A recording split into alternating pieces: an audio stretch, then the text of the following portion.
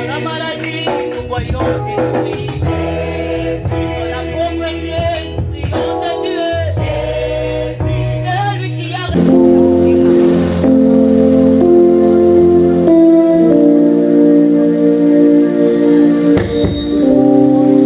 Gloire à Dieu. Par le Saint-Esprit.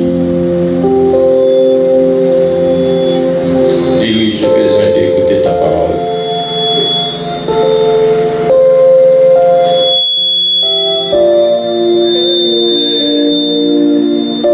J'ai des miracles. Il y a quelqu'un qui s'attend à un miracle de la part de Dieu. Il va prier et dire à Jésus, Seigneur, si j'ai trouvé grâce à tes yeux, fais-moi voir ta gloire.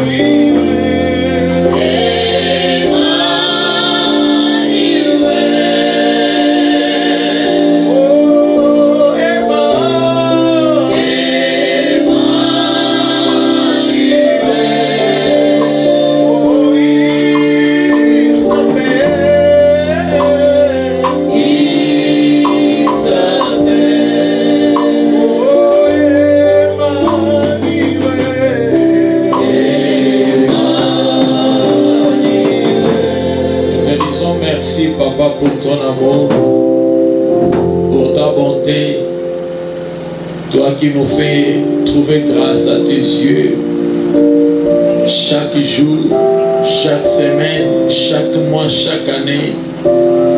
Tu ne cesses de nous parler, de nous donner des paroles d'espoir parce que tu nous aimes.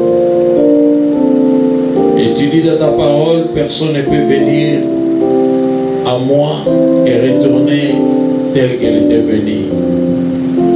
Nous le croyons et nous voici devant le trône de ta grâce. Libère une parole et notre vie, nos vies seront sauvées. Éloigne les diables et les méchants loin de nous. Sanctifie-nous par ta parole. Justifie-nous par ton sang et sauve-nous au nom de Jésus. Que toute la salle soit remplie de ta gloire, de ta présence et que l'armée de l'Éternel chasse toute l'armée du diable. Prends les devants, Papa. Utilise-moi comme un instrument simple. Et depuis à la fin, manifeste-toi au nom de Jésus. Amen. Amen. Que les dieux de gloire te bénissent. Si nous pouvons acclamer Jésus. Celui de Robé qui l'a eu sur ma bouche, comme un bolino naïf, pour l'homme naïf par une épisode. Gloire à Dieu. Amen. Aujourd'hui, nous allons prier que Dieu me fasse grâce Et que le Saint-Esprit me fasse cette faveur de me permettre à ce que nous puissions prendre le temps et de beaucoup prier pour se préparer à un si grand programme qui nous attend. Amen. Nous sommes toujours dans notre sous-thème intitulé Dieu est amour. Aujourd'hui, je vais essayer un peu de parler du Saint-Esprit, les avantages d'aimer Dieu et d'être aimé par Dieu. Amen. Les avantages d'aimer Dieu et d'être aimé par Dieu. Ce qui te lingi Nzambe pe kolinga biso. Bongo ba avantage nango. To lingi to lobela quelques avantages. Amen. Sans plus tarder, nous allons ouvrir nos Bibles parce que ça fait déjà 3 fois ou 4 fois que j'ai parlé de l'amour de Dieu. J'ai démontré avec plusieurs exemples dans la Bible pourquoi aimer Dieu et pourquoi Dieu nous aime. Dieu nous aime parce qu'il nous a créés à sa ressemblance. Dieu nous aime parce que nous sommes sa photocopie. Dieu nous aime parce que nous sommes sortis de lui. Alléluia. Et nous sommes une partie de lui. Une partie de Dieu. Parce que nous sommes sortis dans Dieu. Nous sommes une partie de lui. C'est pour lui dire, créons l'homme à notre image et à notre ressemblance. De la même façon, la femme est sortie dans l'homme. C'est de la même façon, l'homme est sorti dans Dieu. Alléluia.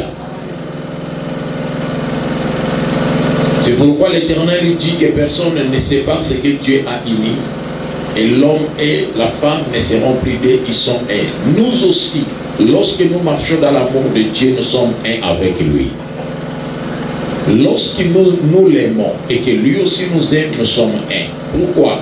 Parce qu'un homme et une femme, lorsqu'ils sont dans l'intimité, ils s'aiment l'un et l'autre. Dans le vrai amour, ils ne sont pas deux, ils sont un. Et là, il n'y a pas de cache-cache. Quelqu'un peut me dire amen. Parce qu'il n'y a pas de trahison. Mais lorsqu'une relation intime, c'est-à-dire un homme et une femme, l'un parmi est constate ou remarque que l'autre commence à me trahir, l'autre commence à me tromper, cette relation sera un peu handicapable. C'est-à-dire, c'est une relation qui ne sera plus stable, une relation qui est déjà en danger. Voilà pourquoi j'ai toujours dit, il y a des couples et des foyers que nous voyons aujourd'hui. Apparemment, ils sont deux, ils sont ensemble, mais spirituellement, ils sont déjà séparés depuis longtemps. Quelqu'un peut me dire amen. C'est comme ça aussi, il y a beaucoup des enfants de Dieu. Apparemment, quand tu le vois, il est ensemble avec Dieu. Mais sur le plan spirituel, lui et Dieu, il y a déjà une séparation depuis longtemps parce qu'il y a eu trahison entre les deux personnes. Et la trahison entre l'homme et Dieu, c'est lorsque l'un entre les deux trahit l'autre. Or, souvent, Dieu ne trahit pas. C'est l'homme qui trahit. Alléluia. Et la trahison de l'homme envers Dieu a toujours été lorsque l'homme désobéit aux ordres de Dieu. Cela se fait comme ça s'est passé dans le jardin d'Éden. Ce n'est pas l'homme qui avait donné les ordres à Dieu, mais c'est Dieu qui donna les ordres parce que l'homme est inférieur et Dieu est supérieur. Amen. Voilà pourquoi les Écritures disent ce n'est pas l'inférieur qui commande, mais c'est le supérieur qui commande l'inférieur. Et nous sommes inférieurs par rapport à Dieu. Nous avons l'obligation et le devoir de l'écouter, de l'obéir, de faire ce qu'il nous demande. À chaque fois que nous sortons dans sa ligne de conduite, c'est-à-dire nous avions désobéi. Et la désobéissance, c'est la clé de la malédiction. Et la désobéissance à soi, c'est ça le péché. Alléluia. Qui dit péché, c'est-à-dire tu as désobéi à la parole de Dieu. Tu lui as manqué de respect. Tu n'as pas respecté sa parole. Tu n'as pas respecté la parole de l'alliance. Tu n'as pas respecté la parole de votre convention. Et là, Dieu vous donne les dons. C'est pourquoi la Bible dit, si tu me donnes les dons, moi aussi je vais te donner les dons. Et quelque part, il dit, celui qui est avec moi, il est pour moi. Celui qui n'est plus avec nous n'est plus pour nous. J'ai commencé par une bonne rencontre, une bonne relation. Si la relation est bonne, l'un et l'autre s'aiment, tu verras que Bamomi Balé Ataba Moussika, Moussou Sosa Pipaï, Moussou Sosa Pipaï, ça sera difficile Oyoka Oya Olobela Omape Atakwaza absent. Malgré l'absence, mais là où il y a l'amour, là où il y a l'unité, dans Olobaka Malamo Mlinga. Tout le monde peut s'y gagner. Mais lorsque l'amour n'existe pas, c'est là où interviennent les querelles, les jalousies et des lésions et tout consort. Et c'est comme ça aussi avec Dieu. C'est comme ça aussi avec Dieu. Donc pour on dit il faut examiner malin. Est-ce que ngana est aux amis na sala kamakambo sepeli sakaye nyoso senga na sala onzamba linga biso mingi faut biso peto linga mingi. L'amour est réciproque. Alléluia. L'amour est réciproque. Dieu nous a montré son amour. Il était toujours le premier, il a toujours été le premier à nous montrer son amour. Il était le premier au commencement à montrer à l'homme que je t'aime beaucoup. C'est lui qui avait tout créé pour l'homme. Et c'est lui qui avait planté un jardin en Éden pour l'homme. C'est lui aussi qui avait fait marier l'homme. C'est lui qui avait fabriqué, disons, qui avait fait une femme à l'image de l'homme et à son image pour donner à l'homme la joie du cœur. Parce que la Bible dit, les jours où l'homme avait vu la femme, il dit, voici l'os de mes os, j'ai de ma chair. C'est-à-dire l'homme avait eu une joie qu'il n'avait jamais eu. Depuis le premier jour où Dieu lui avait présenté toutes les créatures de la terre, l'homme n'avait jamais senti cette joie dans son cœur. La joie qu'il avait sentie le jour où il avait vu la femme, c'était une joie de plus que toutes les autres joies qu'il avait senties avant. Amen. C'est ça l'homme avec Dieu. Dans Éphésiens chapitre 2, Éphésiens chapitre 2, le verset 4 à 7, qu'est-ce que nous dit la parole de Dieu? Je lis au nom de Jésus. Mais Dieu, qui est riche à miséricorde, à cause du grand amour dont il nous a aimés, nous qui étions morts par nos enfances, nous a rendus à la vie avec Christ. C'est par grâce que vous êtes sauvés. Il nous a ressuscités ensemble et il nous a fait asseoir ensemble dans le lieu céleste en Jésus-Christ, afin de montrer dans le siècle et avec l'infinie richesse de sa grâce par sa bonté avec nous en Jésus-Christ. Amen. Amen. Que Dieu bénisse sa parole. Mais Dieu qui est riche en miséricorde, Nzambe a monté ma malam, tout le monde peut s'y amener. Nzambe a monté ma malam, monté ma mawa, monté ma bolingo.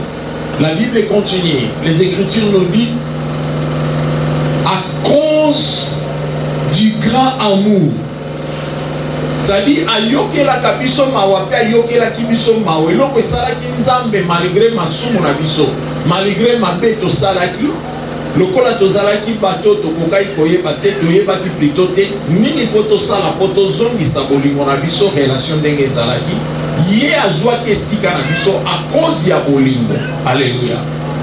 Alakisi biso bolingo na ye, ayokeli biso mawa.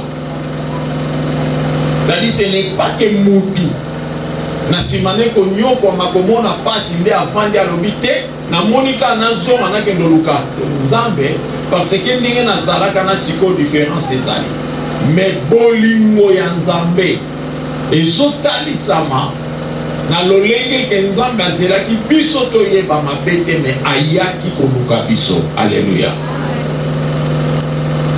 Nde babengi ye riche en miséricorde, alimbisi biso. Nzambe amisengi ye moko pardon ya enseignement ya mama. Nzambe azwi sika na biso pe amisengeli ye moko pardon na place à moi.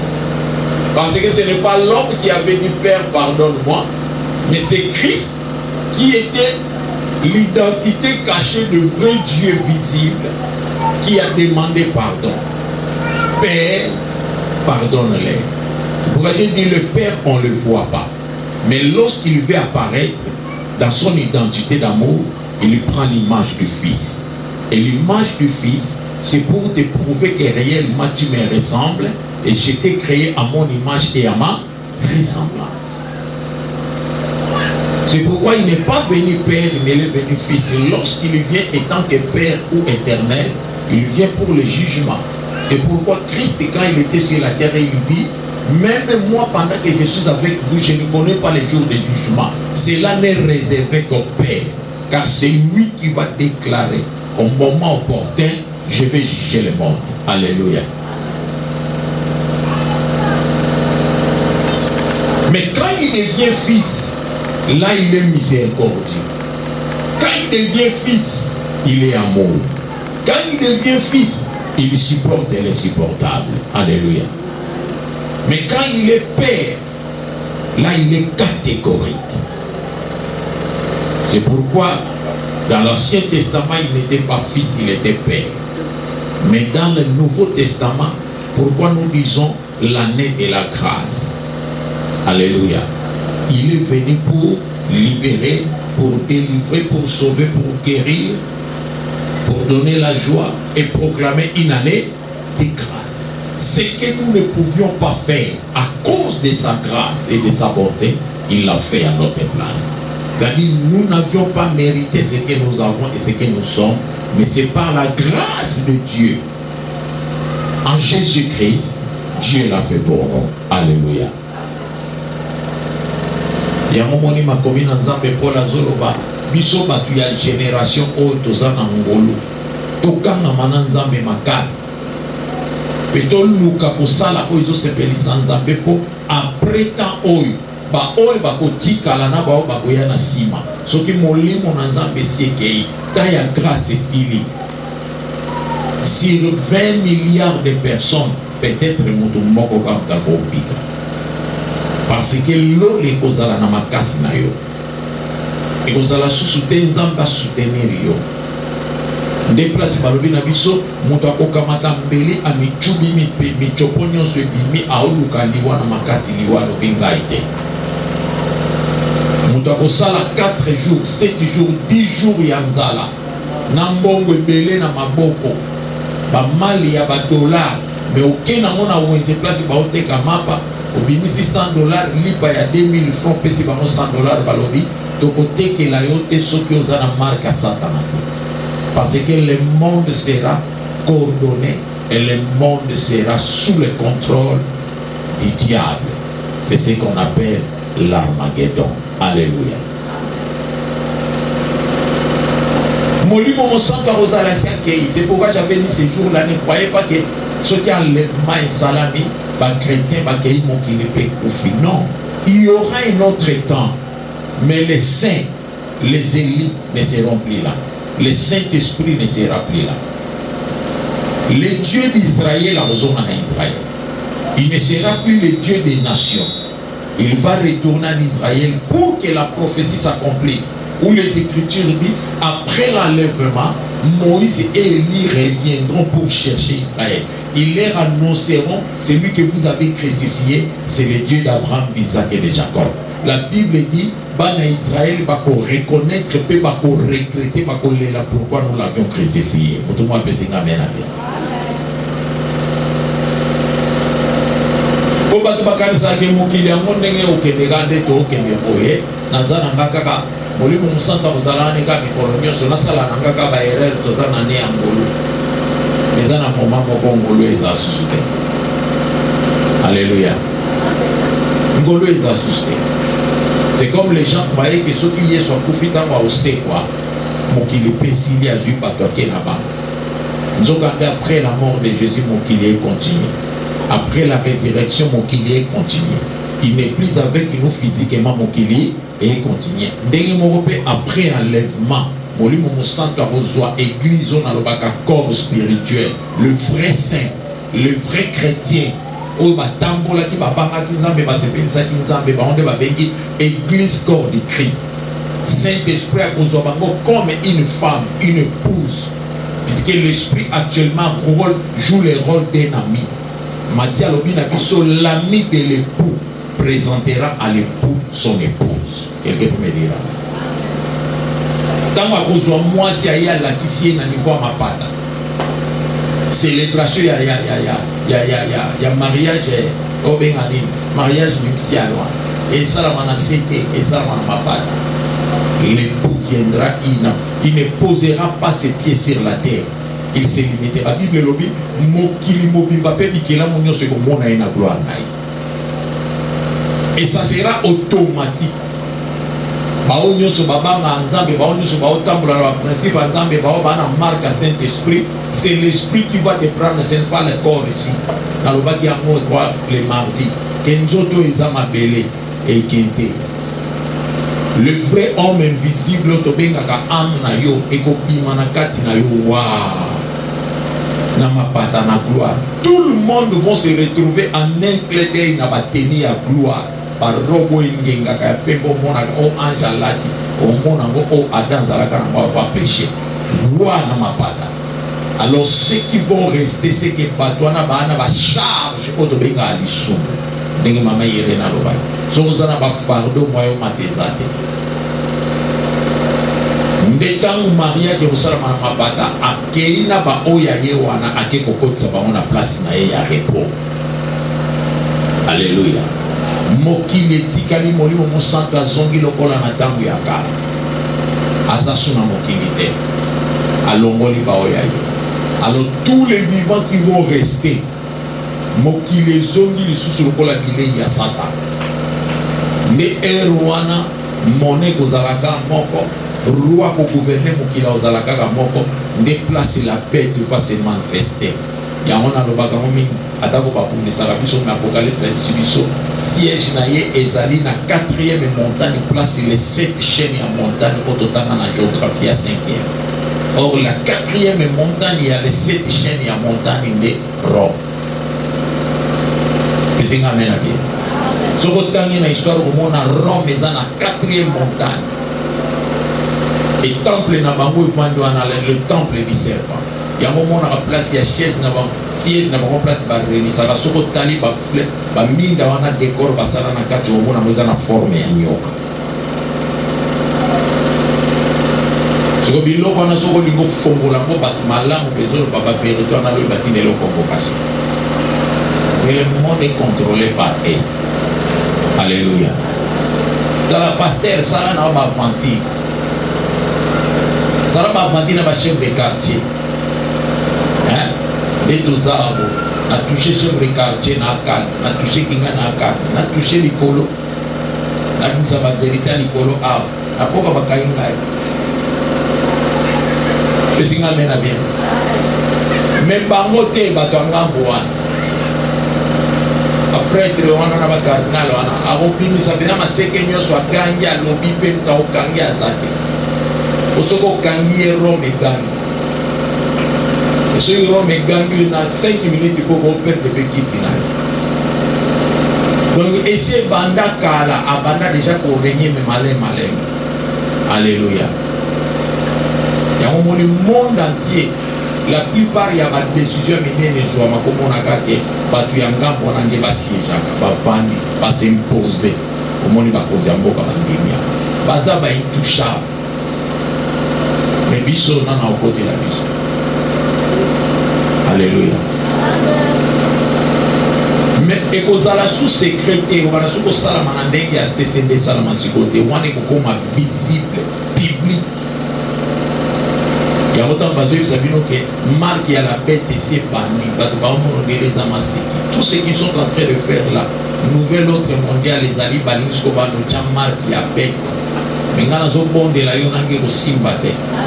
Parce que le sang de Jésus agit encore. Puisque l'Esprit de Dieu n'est pas encore parti avec nous, le fait du Saint-Esprit va consumer cette marque. Il y a un moment où la Bible est là, ange moko envoyé zolo ba kende na mokili saccagé mais aussi ba ba na elemboté. Tous ceux qui ont la marque du Saint-Esprit ne seront pas touchés. Il y a un temps pour toutes choses. C'est pourquoi vie chrétienne n'a eu besoin de la légèreté. Ce qu'on y a dit que dans la vie chrétienne, l'assemblée na bosolo, au salon va vanter de la vie de prière et ça précieuse. Alléluia. La Bible dit ceci, à cause de son immense amour, à la alakisi biso bolingo na ye ya koyokela biso mawa. C'est pourquoi à Golgotha, la première parole de Jésus sur la Bible, c'était Père, pardonne-les. Première parole, il y a lié sur les alakatés, Père, pourquoi m'a-t-il abandonné? Non. Il y a 7 paroles, 7 déclarations. Il y a 6 qui représentent les 6 jours de création. Il y a la 7e parole qui représente fin de mission. La Bible dit dans l'Ancien Testament, dans Genèse 1, Dieu a fait le travail pendant 6 jours. Le 7e jour, il a dit, je vais me reposer. Quelqu'un qui dit, je vais me reposer, n'a pas encore fini le travail. Alléluia. Il y a un moment où un mot, tu sembles la carte, tu sembles le paiement. C'est-à-dire, tu as déjà 23 heures pour te voir au paiement, pour te ressembler la leçon à 5 heures. Ce n'est pas encore fini. Amen.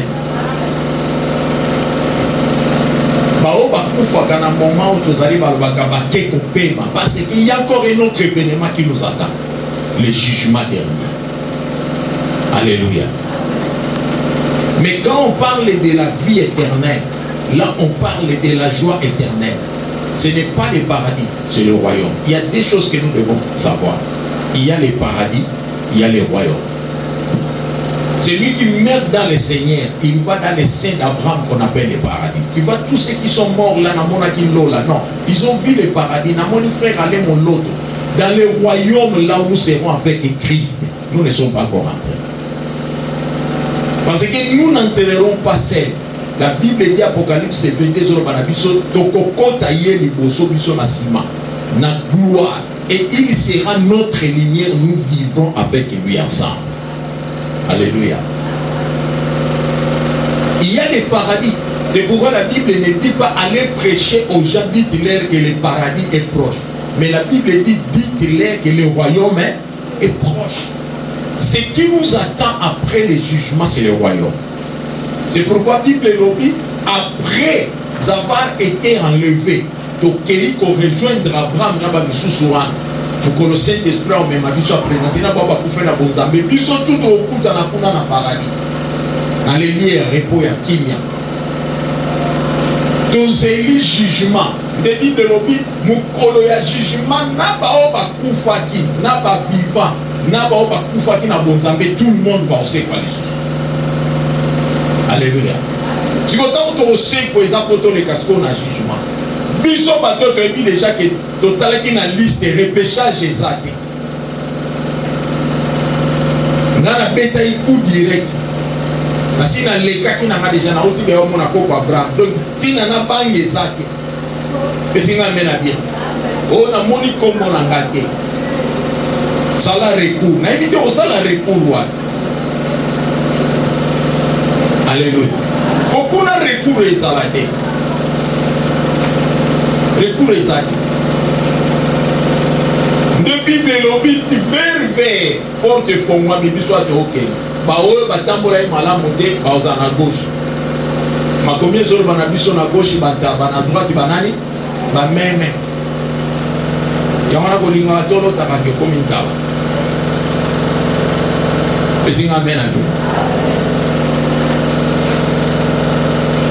Alors après cela, jugement au salama, après jugement de l'ifelo yo kako l'ifelo ok na l'ifelo eza lokola saint d'Abraham to benga paradis et l'ifelo ezali ka to benga le lieu de tourment. Mais moto bakokwa ka satana na bato bakolanda ye babenga ngo géant. Puisque ceux qui l'ifelo ezala ki place au satana ozala condamné mais le satana za kuna teni dijo. Et à vos opérationnels tena ba démon. Mais ce qu'on yoki batu balobaka na mona ki lufelo, ba ko biso ba démon ba onyoko la biso. Ba démon ba kangi biso ba continue. Comment na lufelo démon ko tsamtu na seli la kangeli. Ça c'est le lieu de tourment. Le paradis c'est le lieu de repos au balobi misala no ya malamu kolando kuna kuno kozala tourmenté tozana ki na kinya ozo déjà avant du royaume. Mais après jugement, baoyo batambola ki na nzambe bakenda le royaume des cieux.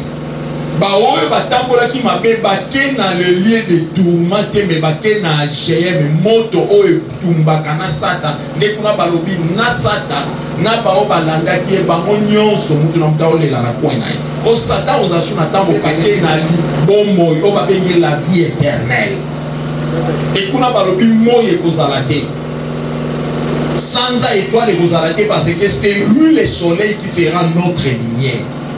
Boutou neto mona boutou boy kuna to koyeba kote lumière oye baté lelo za lundi mardi kuna lundi ezate mardi ezate au 24 sur 24 ezate pour eza lumière éternelle souci ezate kolela ezate mawa ezate nzala esengo na esengo musalaka koyemba musalaka ko likanisi ya mabe na mutuku te koyate parce que okomi na bisika esante. Alléluia. Mais pour na okoma wana eza problème, il faut linganza kolinganza eza siloga te yango Yesu azwebisa bato alobi eza pasi na moto oyo aza na bozwi mpe atalelaka bozwi na ye mingi akokota na lola te. Alléluia.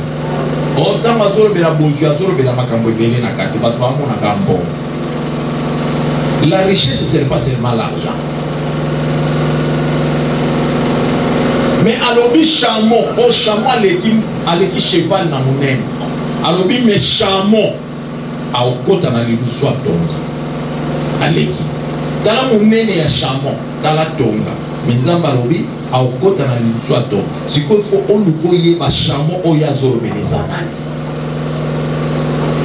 Et quand les disciples lui posaient des questions, mais le ça compliqué, bah chameau, il a tali Pierre n'a pas filé à Bibino, voilà le chameau bon. C'est pourquoi quand les disciples sont retournés vers lui pour lui dire, bah démon bah tosi biso, bah beli bah biki bah koufi bah seku, réponse à Yesu ezakini, au sepe la pona ya côté. Mais et si moment bino boko yo kaka soki oza cirque kombo na yo na paradis. Mais dans les cieux, dans le royaume. Bon sepe la soki ba kombo na bino et komami dans le royaume des cieux. Alléluia. Ba benya mona beaucoup ya bongo. Kombo e komama. Bolingo ya kolinga nzambe. Eza silogante na linga Yesu soki to kolingana dindindindi te. Pesanga amen tokende. Soki toko lingana ya solo. Alléluia.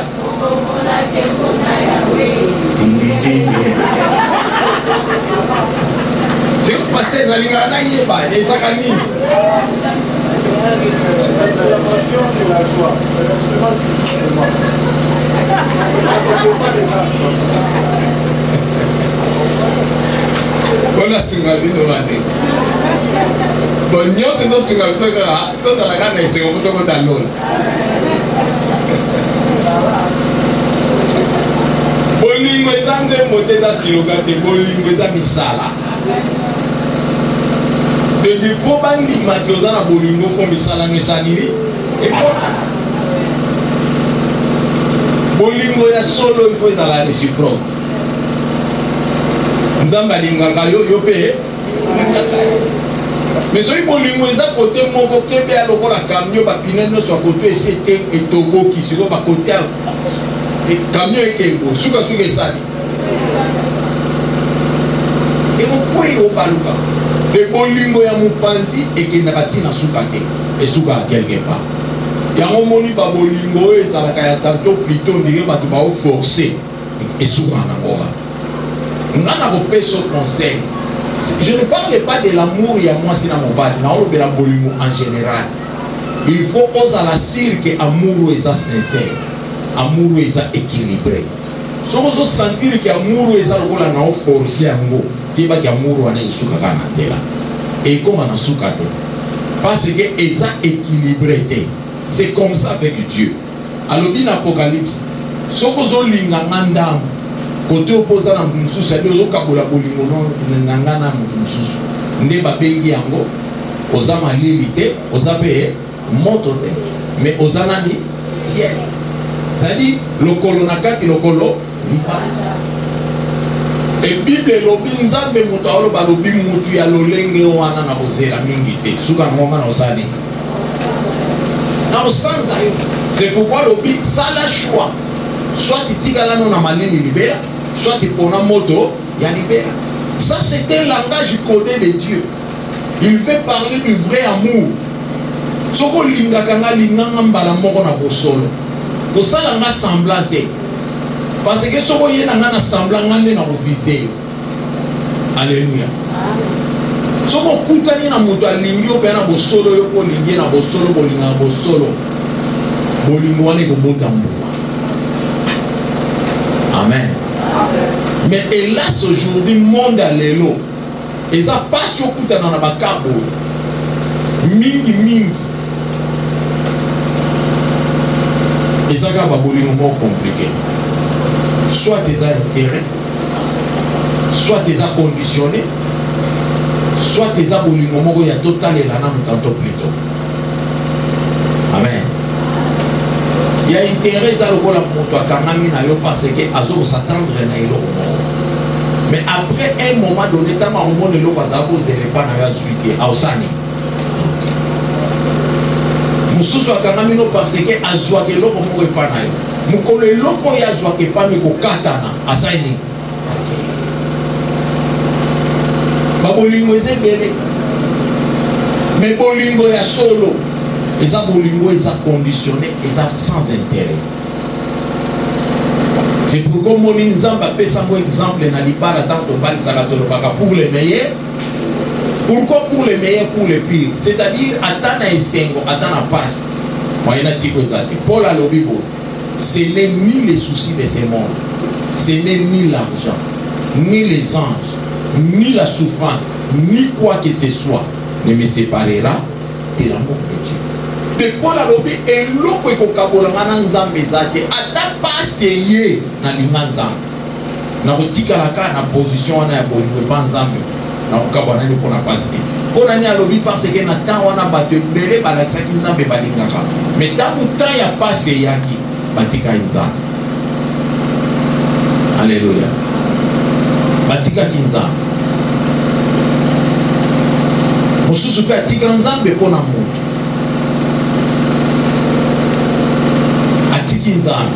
mais Paul a lobi ngai a pesé exemple à Kemba moi lobi même ange a eko ebisa ngai jamais na otrahi nzambe bolingo na nga na nzambe eza ya condition te eza mpona libe. Comment tu aimes Dieu? Voilà ce que Dieu nous montre. Moi je vous aime. Mon amour se manifeste à partir du moment où na yoke la bino mawa. Pe na mawana na yoke la bino na zela ki bino boya ver ngate menga na yake ver bino malgré que na bino bozala ki nango na ndima ki na late la mba ya mwana musala na lata basaki na mikomisa inutile na ya place bozali. C'est pourquoi Bible lobi ye o ya zala ki ko ba ange mais tata na ya kitisa ina sa ba ange. Tout ça c'est le fait de l'amour. Alléluia. Moko bayekoli bawelela baposte Yesu ngamna uzala na kiti ya droite omso alingana ovanda na kiti ya gauche kiti we uzala na katikati na biso bamisusu bazalaki babi ezani nango bino kami balende kwa bapotre ekosimba te ngai mpe komitiraima Yesu ayebisi bamalobi biloko bosala bato bayebi yango mpe bamekiriza yango makasi eza presse ya mondo. So moni batu bazo wolela na ba poste na église c'est que non ba église amen pesa mena ke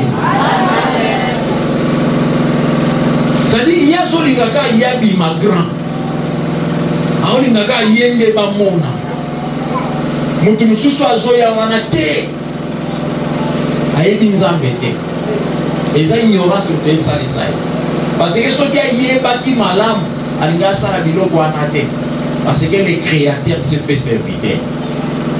Ya momoni Yesu aya ibisi ba malobi, oya linga ko ma grand. amisala mwana mosala. Alléluia. Et l'autre, c'est la différence entre ngai, maman, nabino. Les amis, c'est parce que biso musala do salaire musala ba serviteur. Au moins une minute yo vandi na kit, nga na opio mile. Obeli oyo vandi na yo, nga na ye na baniko ko bonde. Dans mususu yo po yebi to zate, nga na secret déjà na sina kili yo kilite.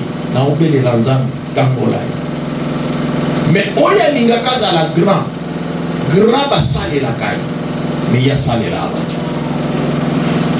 Alléluia. Yesu eti bama bingai on aza grand. Nazali kolo ya bikela munyoso. Metala onga na misali boso na bi. Nda tuni Pierre alobinanga na yona mtasogoli muninga makolo. Abiyo mtasogoli mabiko. Tu peux te poser des questions. Le Seigneur t'a lavé les pieds. Je ne pouvais pas le faire. Mais si je le fais, c'est pour vous donner un exemple. C'est lui qui veut devenir grand, qu'il se fasse un esclave. Et l'homme qui est compliqué à chrétien dans l'église parce que Amimon a un grand magas. Amimon on dirait il y a ça comme un coca. Il n'est pas pour porter correction. Il n'est pas pour y aller c'était l'eau qui est amabé. Pourquoi l'objet n'a pas été moi? Yoko lo bananga bongote ngana tunaka ngana kolo bano bongote ozana bitano zo silisa kolo bananga ngwana il faut osukisa ke okolo bananga bongote parce que ngana za plan donc en réalité c'est logoté mais ça m'a mena bien à quel c'est ce qu'on lui bien la vérité yozana amen c'est logoté. C'est l'eau et Zanzambe, c'est l'eau. Poussière. Atika va vantir ou salam. Alléluia. Animé mi komi se kelamu. Amisala iloko pamba. Ayeti na poto ko lukayo nangai. Mais lui qui est le créateur, plusieurs fois saint, pas de parler 3 fois saint, beaucoup tard, après ça m'a versé. Nous avons la Bible place comme il est 3 fois saint. Bateau, 3 fois saint parce qu'il y a 3 fois qu'on a parlé de saint. On a parlé de 3 catégories de quoi? Des créatures au ciel. Nous avons fait ça. Ça n'a pas de recherche. Soit téléphone bêta 3 fois saint. Mais c'est bien. Mais on peut expliquer. Balobi, tant que vous avez adoré, ange balobi, tu es saint. Être vivant balobi, vieillard peu balobi, combien de fois? C'est la catégorie de quoi? Des créatures qui sont au ciel. Par mon nom, on va reconnaître les cas saint. C'est pourquoi balobi saint. Mais il y a ceux qui n'ont 3 fois. Et comment vous pouvez limiter les âmes dans cette sainteté? Il est plus que 3 fois. Et pourquoi il est plusieurs fois saint. Na kati na ye salité zate. Il n'est pas 3 fois saint, il est plusieurs fois saint. Plus de 1000 fois saint. Il est saint. Il peut me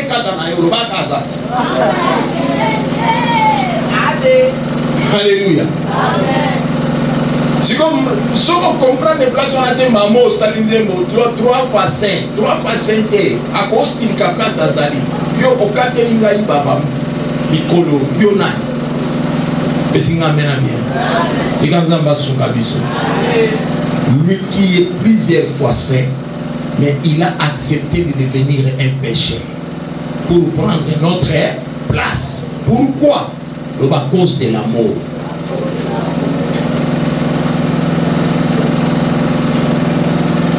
Pour que Nzambe alinga yo. Ce qui, la plupart des cas, mutu abandaka kolakisa bolingo ya liboso eza Nzambe. Jamais mutu alinga Nzambe en premier azaki. Nzambe nde alakisaka bolingo. Mais en retour yeba ozela amona ke yo posalaka nini? Totunana na mutu na Nzambe nani alibera moninga. Amen. Ndenge nazalaki kotelengana Satana si akatela inge tumbu na kufa. Mokili ya molile sezunga biloko nyonso bazongi singa kutu koleka nde nazalaka liboso nakomi fazer. nalalaka na balabala nakomi kolala na bangomba sikongande nakomoluka nzambe yokelanga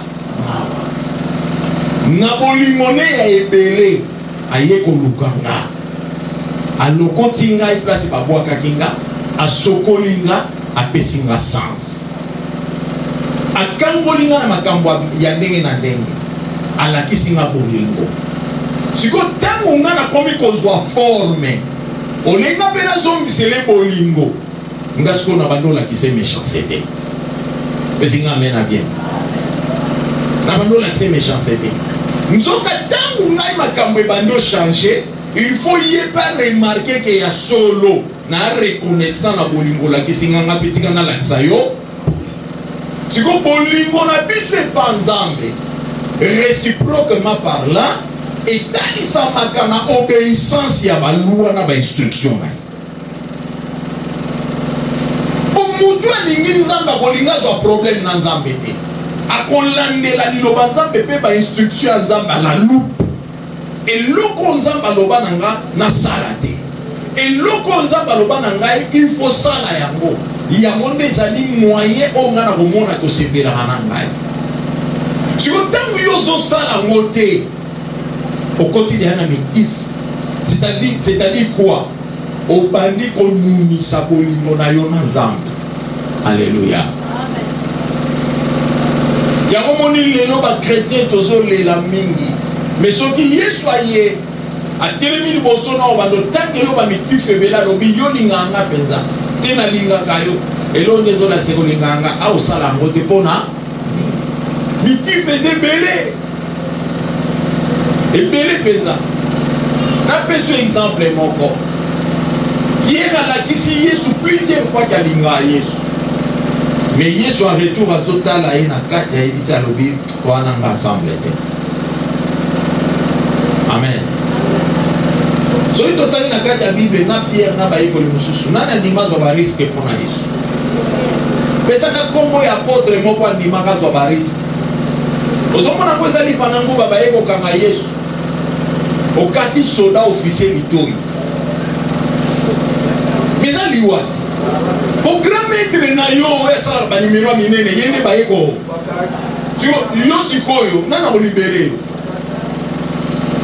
alleluya yesu oya likolo ya mai kakakakakaka elima bango nyonso bazongi nsima yesu mbango alobi bobanga na bino te ezanga a cause ya kopatanisa yesu ke nalingako mingi pierre alobi je suis prêt ya kozwa bariske loko nalingako trop pesa orde na ya place oza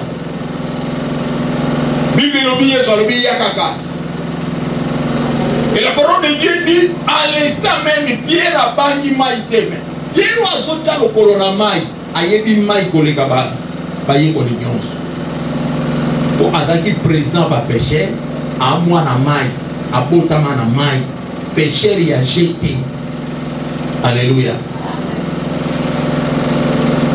ya banda pêche omoni bapierre wana ntango azokokisa 6 mois bakangi esinga na likolo babwaki ye na mai babimisi ye babi ekoti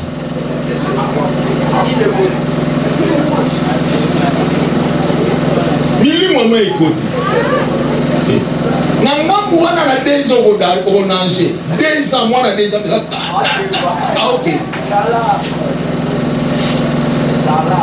alléluia mais si ayebi mai bien ayebi badanger eza na mai mpe bazoloba fleuve te balobi mai ya njili te po bato mosusu bakanisa ntango balobaka mai bakanisa yango ezaka fleuve ya biso ya nino otelemi na beach ozotala ngambo ya braza na ngambo wana ozoloba bien so na concentre na konange mpe na kati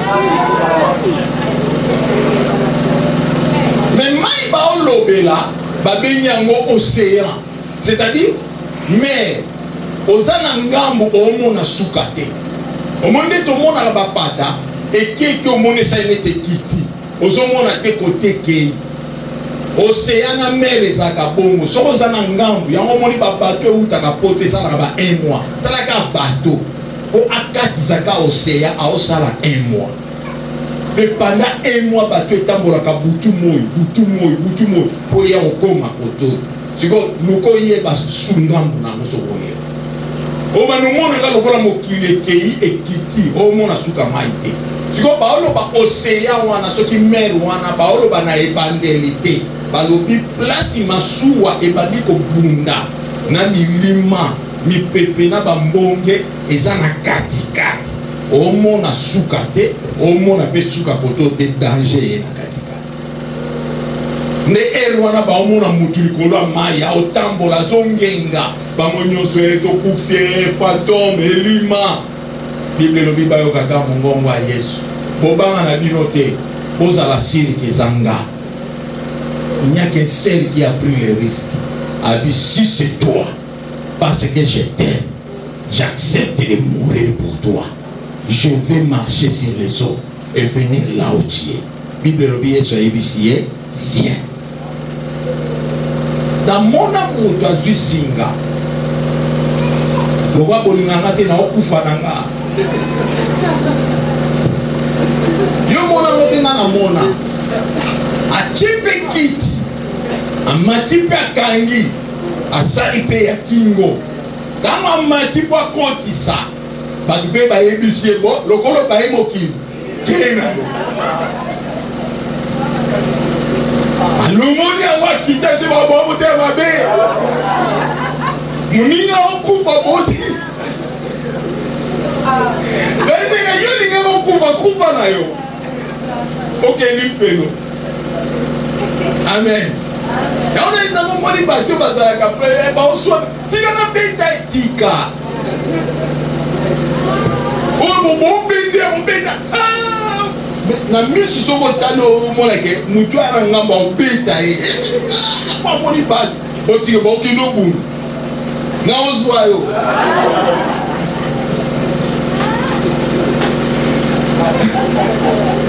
Amen. Mais Pierre a joué un risque. Pourquoi jouer un risque? Azabotanisa Yesu ke na lingaka. Amen. Batu nyonso tu bakei etikali bango. Ale bino pe boka bisaka bokende. Kaka Pierre mutazwa maloba bingolo ngana olando pona mapate. Ngana olando pona monokono maloba ya. Tout ça, ça marqué Yesu dans la route. C'est que cet homme même. Mais c'est que question à Yesu est-ce qu'il y a un solo. Alléluia. À la fin des comptes, comme ça, Pierre n'a pas okufa. Na oseko. Il faut que nous se la nos places. Mais nous n'avons pas okendira moko te ko tika. Mais na poni yo. Ce qui a solo linganga ko tika bato te. Tika la awa. Bon c'est la team ko molimo santo akoya. Na chambre opimate bokanga mao yonde na tiki lokola papa na ba batela bandeko lipa ezate mbisi ezate na chambre haute mia ya jete. Amen. Bonanga natika babato natika bafile na kufa le bipongo se ko yom to tigala ina biso oke poto tigala c'est la biso to kenzela le bible lobi abimana 4 disciples. Baboatu na bandobo na bafilo Yesu ayisaki etika yango Pierre azongene to bafo amo ndo mona ka Yesu autu na bi bolingo zalaka na mona ebandeli ekenda wapi? Où est ton premier amour? Ba chrétien belé soki akomi na 2 ans 3 ans 5 ans na bonzambe akomi professionnel akomo salela ba formalité. Mais zeli ya ebandeli ndeka za kolinga nzambe ndeka za ko mipesa na musala nzambe na koluka nzambe na ba prière esili. Alléluia. Et comme simple formalité kobanga zalaki nango ya kobanga nzambe ata zotambola na nzela zobanga lisumu esili comme simple formalité amesani na nzambe zoka nzambe bamesana na ye. Alléluia. Ndongo mona ba irrégularité comme makasi ba ve asale pa nzambe komi bafo ba engagement zwana nzambe na mutu te ekomi négligé déplace nzambe ekoloba alaka makoya to sale na ngam sala na bo olembo eloko ni sala ka bongo bolingo ekomi ya tantôt plutôt. Pierre azongeli pêche yango moni Bible elobi na biso na tongo me na pokwa te. Na tongo ya 5 heures batala tata moko ya mokolo mandefu agumbama na nzete bana mbisi eza wapi. Pierre qui savait, qui connaissait bien Jésus n'a pu reconnaître Jésus. Bible obi Pierre aoye basustezana. Eh papa toloba ki kutu mo bato sué lokote boko kaka plan boso la bafile babwaki bakangi boye babisi to. Pembeni ya mai na makolo plan baso la file me babi 153 gros poissons. Ça pour compter à Mickey Pierre à Bang avec au numéro ni, mais il n'a pas reconnu Jésus. C'est comme cela que Jean a été signalé à l'objet. Pierre, c'est Rabbi. Quand on dit que c'est le maître, les Bibles l'objet Pierre a mis bois qui n'a maille. Pourtant, a mis tali, a mis monique azalaki, bolumbu, a mis bois qui n'a maille, somme. Yoka question à Yesu quand Pierre a dit nanga naba oyo olingana bakasa atuna ke bato autuna yo nanga naba bato na yo naba file na yo olingaka po olakisinga ke yo olingaka biloko kolekanga siko yo pe mituna eloko nini ekangisa ko motema yango nde ezwa première place nzambe azwa deuxième place. Mususu ekoza musala na ye, mususu ekoza la mombongo na ye, mususu ekoza mbongo aza nango alingi mbongo koleka nzambe, mususu ekoza la beauté na ye, mususu ekoza la voix na ye parce que aza na voix kitoko soki aza na posa bato bana kofuka mele kwa ye ezanga mena bien kana kokotela priere obeli kosukosu. Alléluia. Non wana muto lelo na okete na otala bango ote na tuno total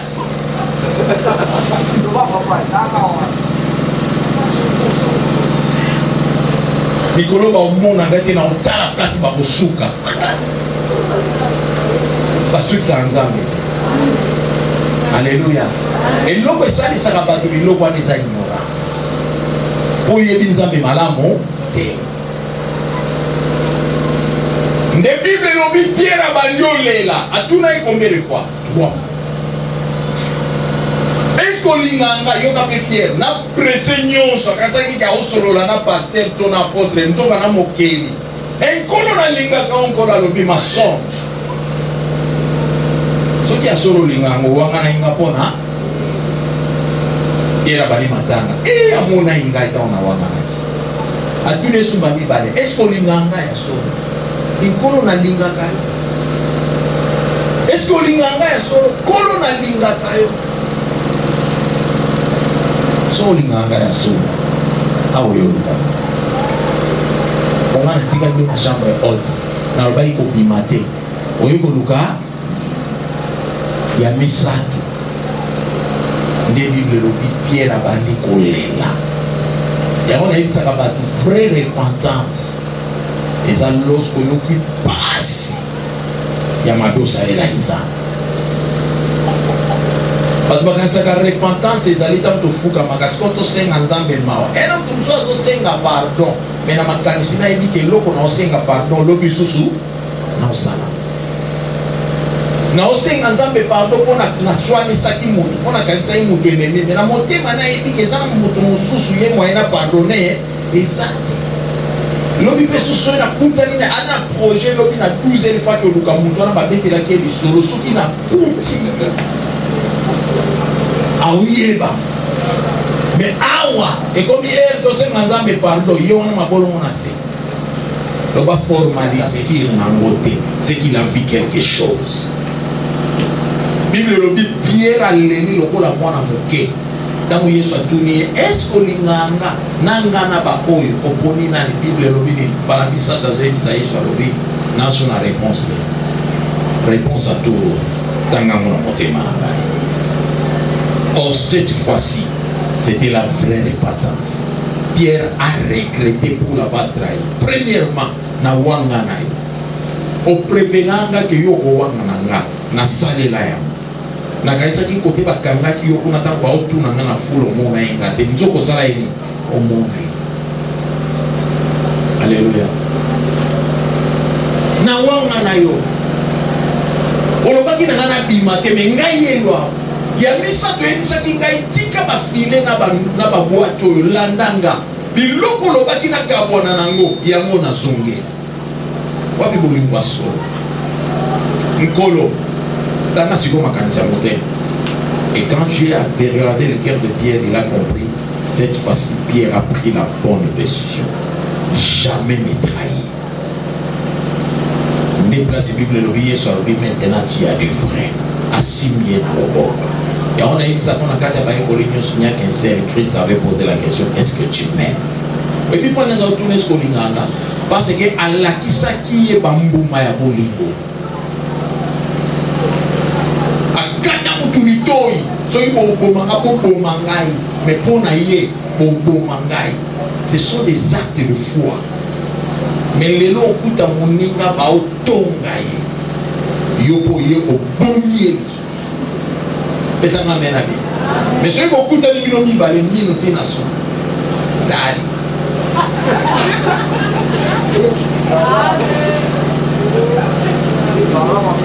Ojobo manga kuna skona kwa midali. Mais ça m'amène à vie. Bolingo keseni. Et ça n'a bolingo via formalité. Et ça n'a bolingo intérêt. Et ça n'a bolingo ya so.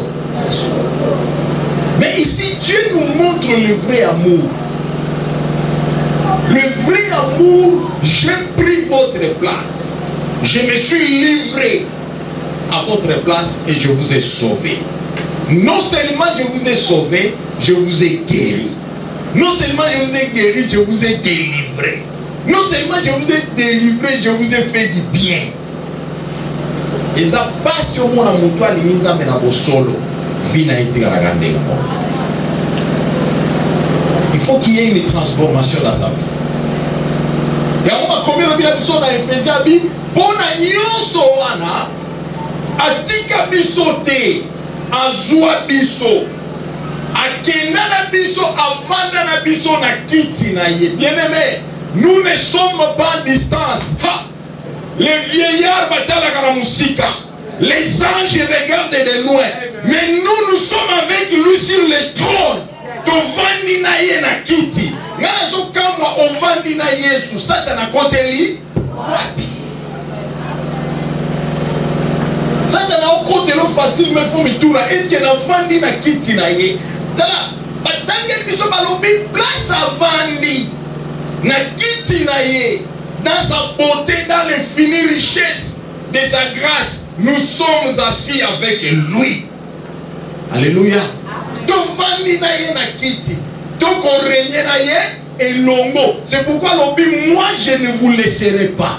Je ne vous abandonnerai pas. Le monde ne me verra plus. Mais vous me verrez parce que je serai avec vous.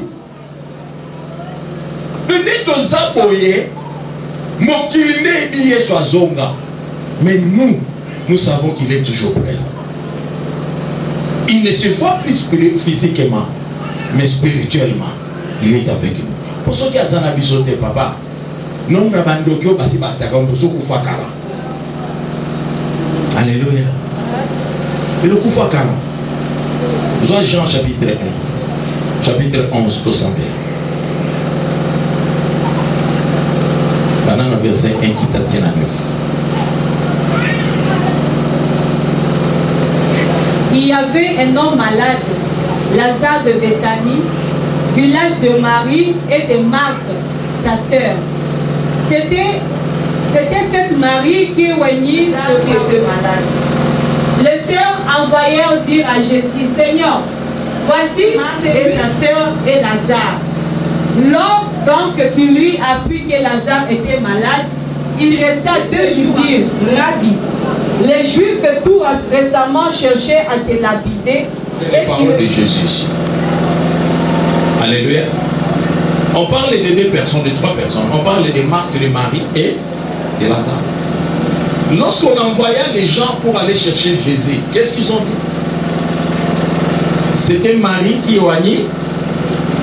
Marie oya apakola ki Yesu makolo.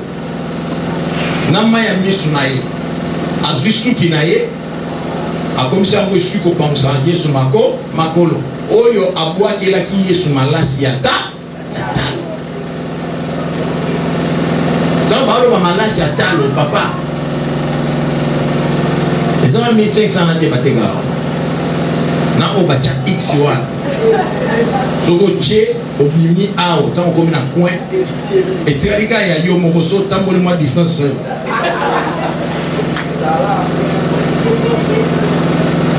Parfait zali tino chabo izate tango so tambola mokoso ka kesani.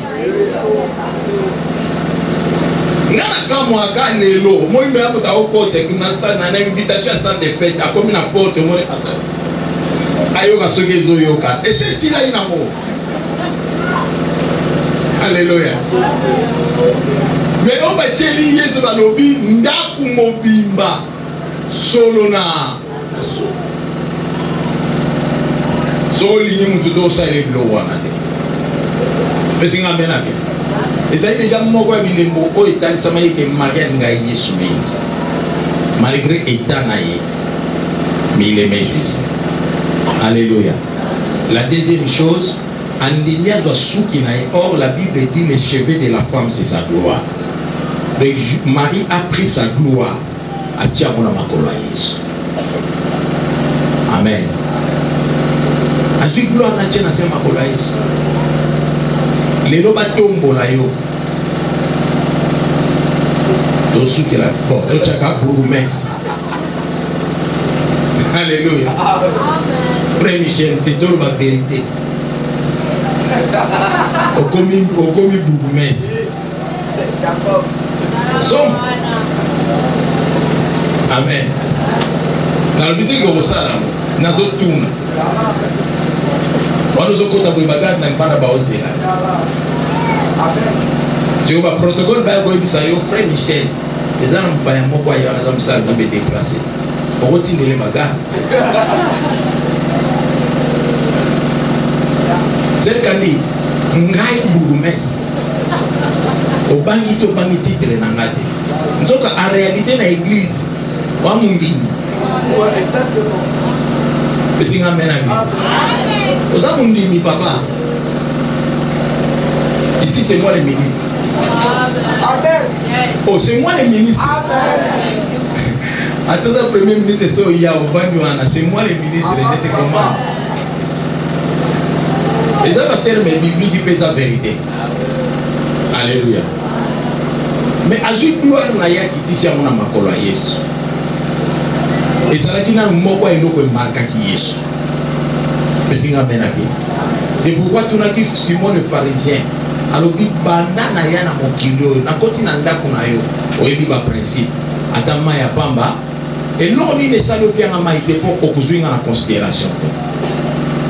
Du fait que na ote na otambola na na makolo na pena eloko malunga te omoninga ya momoni ngalo ba il faut ka nzamba sala ngo faut nzamba sala ngo pe moi jipi moko zutambola ezamu na ya tatina ni baba tifo o yesu pia na 1000 francs pia ngate o avo pia na 1000 francs faut tala niveau mais nous to ça na ba paradra o ya na 1000 francs facilement. Pas la 500, pas 500 déjà crédit. Mais ceux qui comme un niveau on s'est gêné. On va 500 et pas des locaux. Alléluia. Si vous y avez Yesu, on n'a pas été dans le cadre de Yesu. Ma conteneur, on va contenir. Olo pe. A négliger à quoi il y a un peu de mailles sur la mako.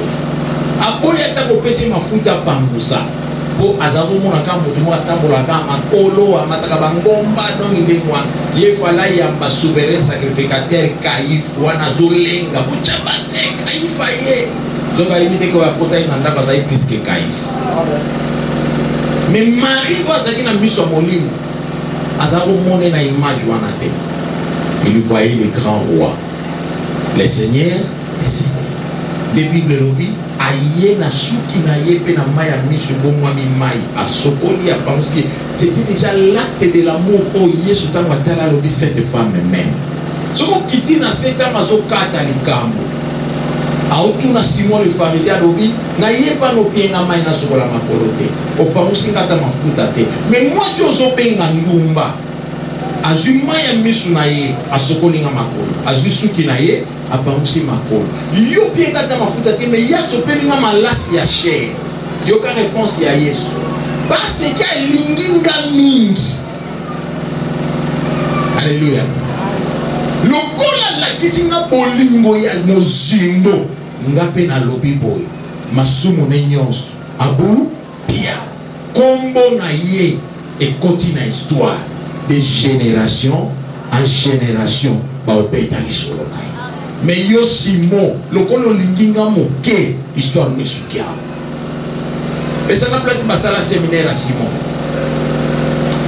Te affiche penza au Simon le pharisien. Aussi on a séminaire wa Marie séminaire na tongo, séminaire na midi, séminaire na po. Et là on ne sala que Marie, dit le histoire n'étanga maka parce qu'il avait aimé Jésus dans la profondeur avec tout son cœur. Quand on aime paix, on récolte paix. Mais quand on aime beaucoup, on récolte aussi beaucoup. L'amour. Dans la conséquence, il y a beaucoup. Tant que Yesu a yoki que nani ne kwa Maria za malade, Lazare, Yesu a binu kuta. Et comme il a montré nous l'amour que cette femme m'avait montré et l'amour que j'ai envers elle, je ne peux pas l'abandonner. Alléluia. Bible lobby, Jésus resta là encore 2 jours. Après 2 jours, parce que vous avez appris sur ma dit que Lazare est malade. Ensuite, il est mort.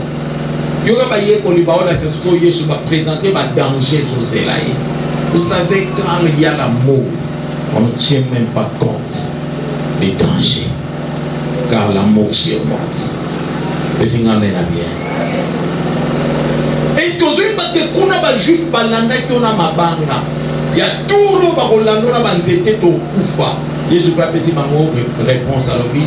Botika mana sala pendant qu'il est chaud. Car la nuit, personne ne peut travailler. Là où il y a le vrai amour, alléluia. Moto alingi Nzambe atena compte de la circonstance. Mais il va faire ce qui va plaire à l'Éternel. Alléluia. Circonstance et le béninga, de l'autre côté. Mais il est là partout. Tous ensemble là. Mais il y a des circonstances comme la Kabiso. Et Tini Biso même, il t'a bafoué Malobanzan. Et Tini Biso même, il t'a bafoué par ordonnance dans le principe Banzan. Otoye bakate que tant ça la Cameroun c'est une désobéissance. Alléluia. Bolingo. Ezali solo te ezama lobate mezali bambuma misala.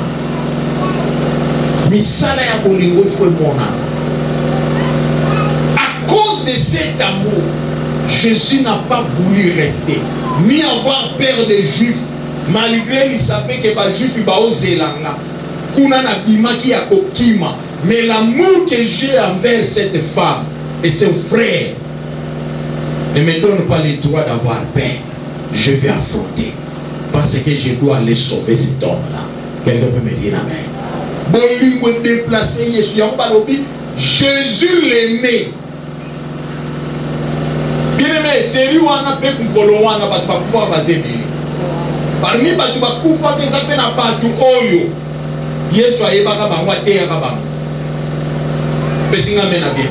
Oyazaki homme de foule. Soki okei lelo na Israël otuni jour ya histoire à Lazare, ezalika na ebembe mon côté na Bethanie. C'est une grande ville. Ces jours il y avait beaucoup de cadavres, c'est comme lelo. Tout le monde na ville à Kinshasa komi na Kalam soko tambola beaucoup de bébé. Lazare n'était pas le seul. Mais Jésus se déplaça. Et Jésus a décidé de prendre le risque d'être lapidé à cause de l'amour. Il y a une Bible, Jésus les aimait. À cause de il n'a pas voulu les abandonner. Jésus accepte de prendre les risques et de se déplacer. Tika Bolinwanza est déplacé même si tu es au village, ils vont se déplacer. Même si on t'a enterré quelque part, ils vont se déplacer. Même si on va se déplacer. Mais en réciproque, il peut la dire que Bible le dit, Jésus a pris les risques, il s'est déplacé. Il est allé jusque là où étaient les cadavres. Amen. Maintenant, regarde ce qui va se passer ensuite. Tu peux se 32. Verset 32. Tant que la vision. Lorsque Marie fut arrivée là où était Jésus et qu'elle le vit, elle tomba à ses pieds et lui dit, Seigneur, si tu eusses été ici, mon frère ne serait pas mort. Jésus la voya pleurer et les Juifs qui étaient venus avec elle frémit à son esprit et fit tout émis. Et il dit, où l'avez-vous mis? Seigneur lui répondit-il, viens et vois. Jésus pleura.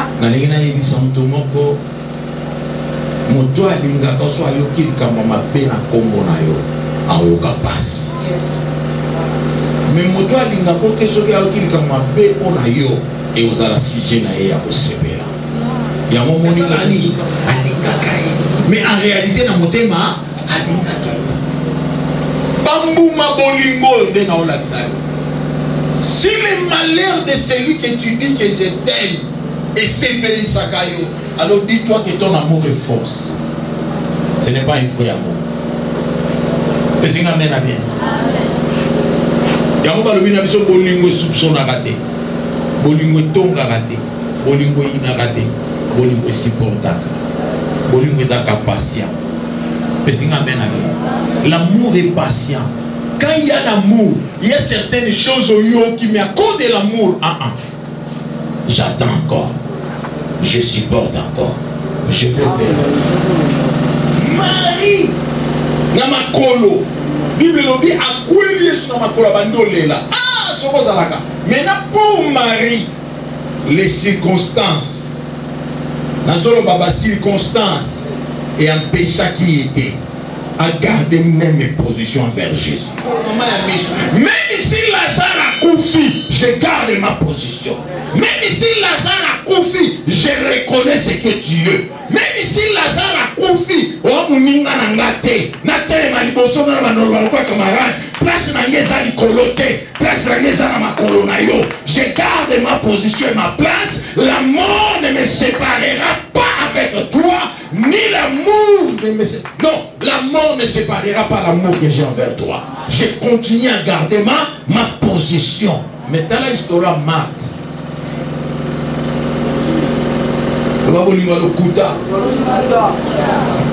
Yé Thérèse alaïka yé ce qui a yé, on a fièvre, ok, on a Marthe on a eloko, vana kiti nayo, wana eloko. Jour Lazare a koufi, bake kokunda Yesu amikomelite, ayesu afuka, ozaïwa. Tuzi to kunda ki Yesu ko oyeko luka. Te nazana ga lise kwa, toye, ngayoka Mateo teaka, le royaume, obozong, bakufi bosani, epona sikoyo, anatanda wana, nabungisi leki nata, gade na biso asani, natindela kyo bakinga natindela kyo, ozwaki nouvelle tozwaki te, te na mona ki bango, oyeko luka ni, pote kunda ki asya poli, eloko oyeko luka, na Yesu, dans la Bible, Yesu va tellement une porte à vivre. À Kamoué. Yesu a tellement dit, Marthe, son badana yo. Là, il s'est Pierre, t'es na oye biso. Mais c'est amen à bien.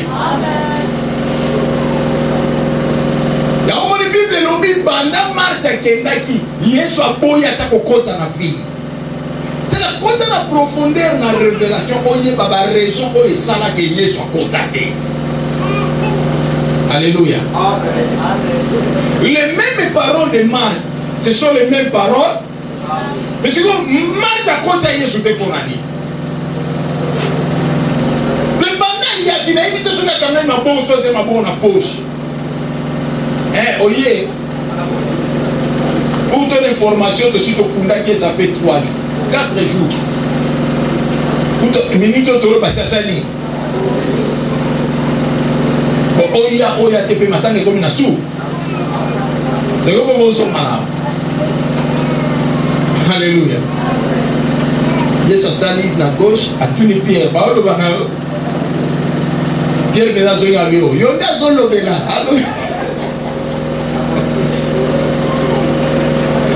Allo bénin, on a 5 000 ça. Vous voyez que c'est la Bible, mais ça, il y a 5 000 bénin. Quand on y est là, on a été de répondre. Dans la Bible, Marthe a lobby. Yesu atako kosola, ezali. Ti alembi azongi. Tala, balobi na entrée ya ndaku te, mais na entrée ya nini? Ya quartier te, ya avenue te, ya ville. Tozwa ville ya ki? Entrée ya ville ya Kinshasa na nzela ba Koko. Eza wa? Naki mpese. What? Matarikibal na Kasangulu. Hein? Bitenge wanande au revoir ba Congo. Surtout au pesi da bien. Tozo wa bitenge. Bimana mitenge ok. Pesi ngamena bien.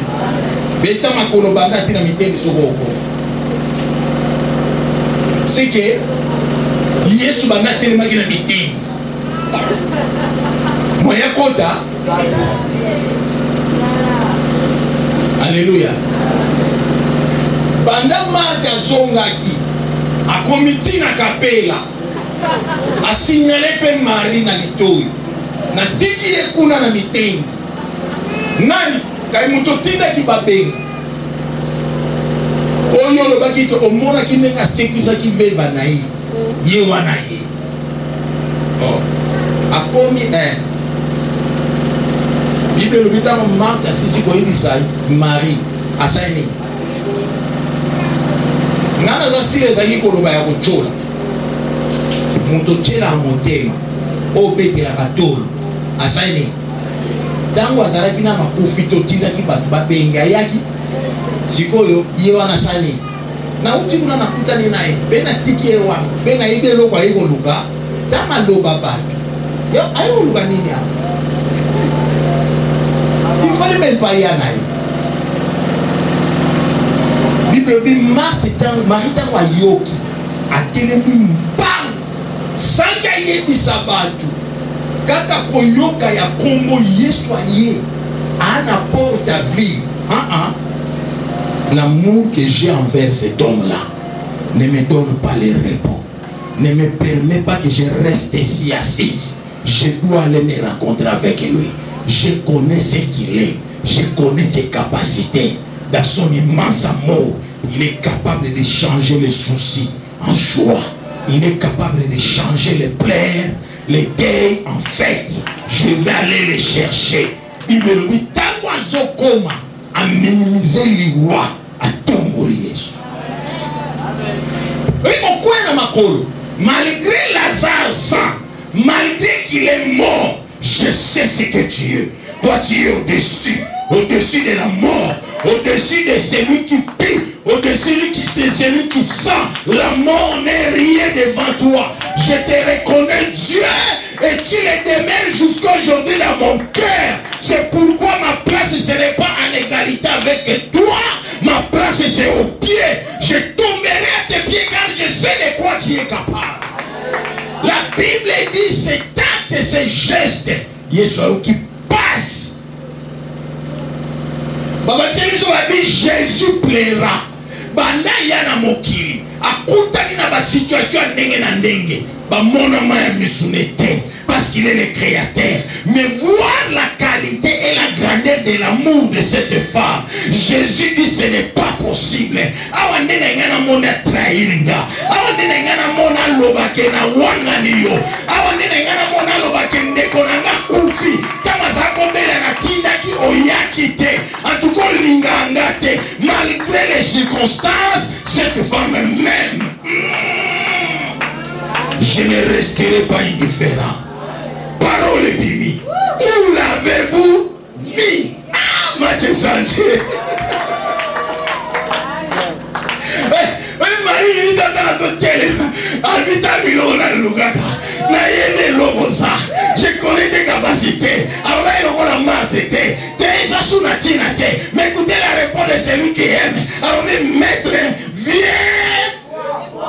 Nzoka Bible lobby Yesu akokutana na yote atiko na situation akutaki onango Yesu akokutana na yote azongi sondego yake il doit changer la situation quand Marie dit viens voir Maria yebakie tokutana na mwana veva naïve baoto okunda ye lokola bakutana na nzela mwana zonga envie soki akutani na Lazare na ozonga na Lazare na ndako.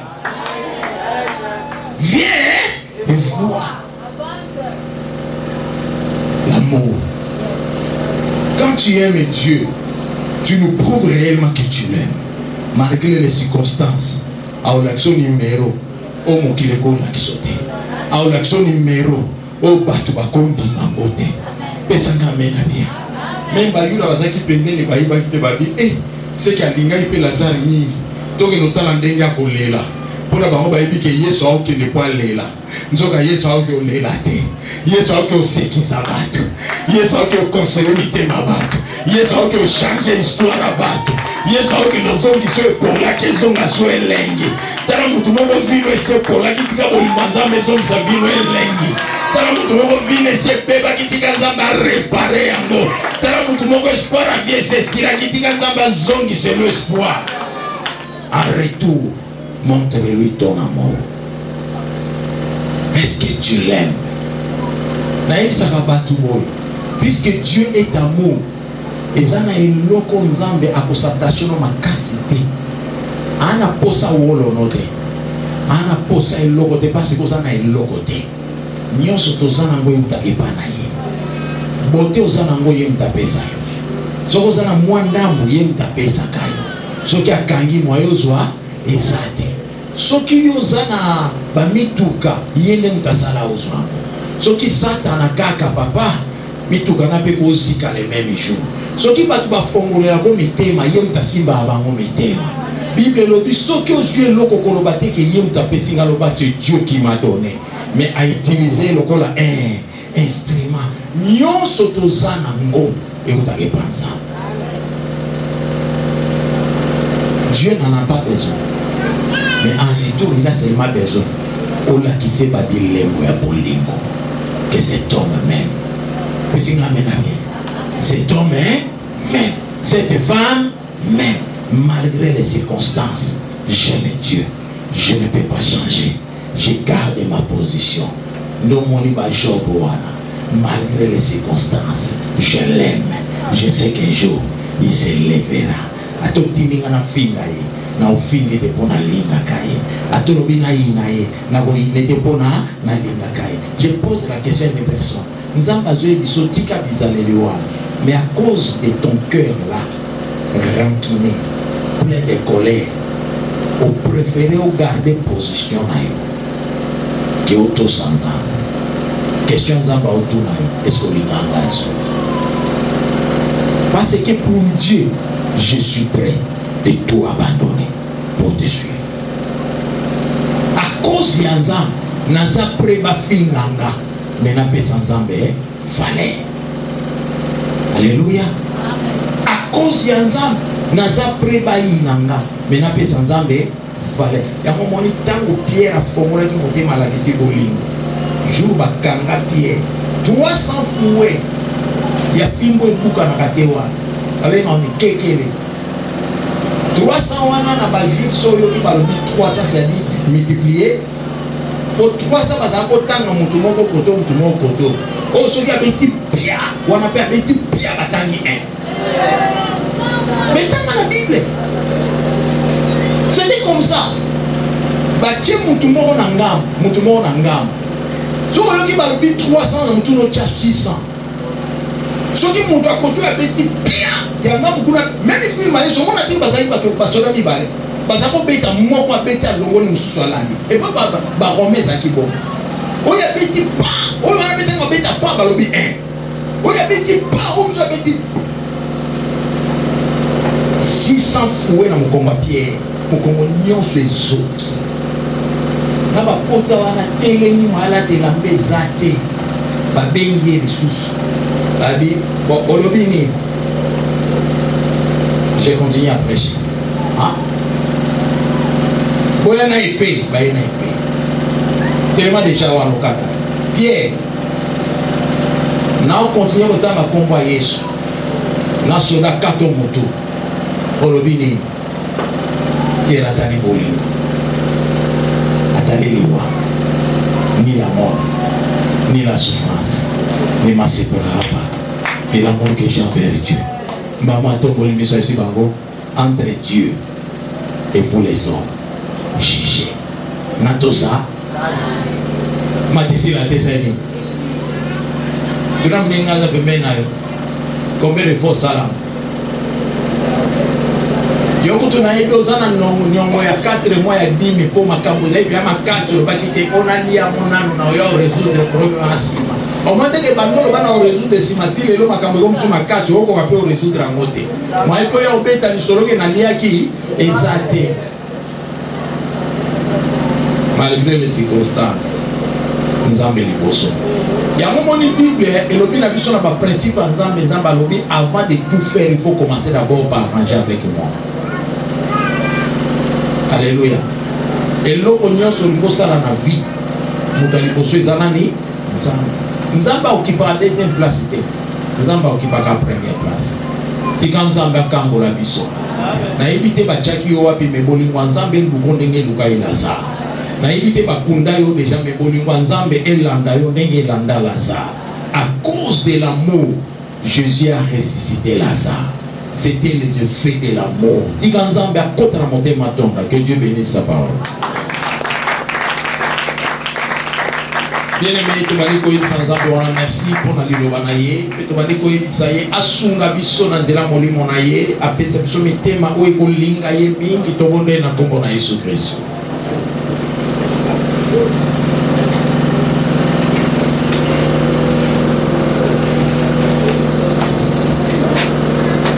Yebi sans ambe pesa na motema o ekolinga yo mingi.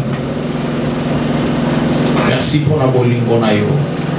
Merci papa pour olinganga koleka nyonso. Ndenge ka yo tika ka mwende na ya bokozi pona bolingo ozaki na mwepananga. Pesa nga pe bolingo wana na linga yo koleka nyonso. Bolingo nazo yenga. Pesa nga bolingo la réalité à mokili pe ba circonstance à mokili ekabolanga na bolingo na yo te na linga yo koleka. Jésus.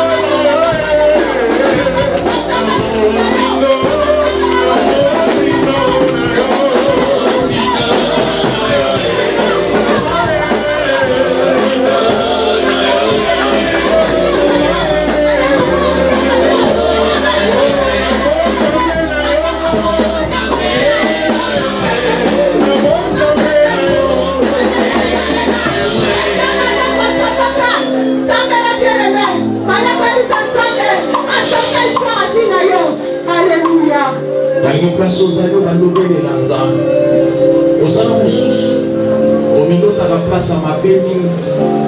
Oza na mosusu bapesi yo bamessage ya mabe ebele. Oza na mosusu oza conscient ke vie oyo na omene eza normal te.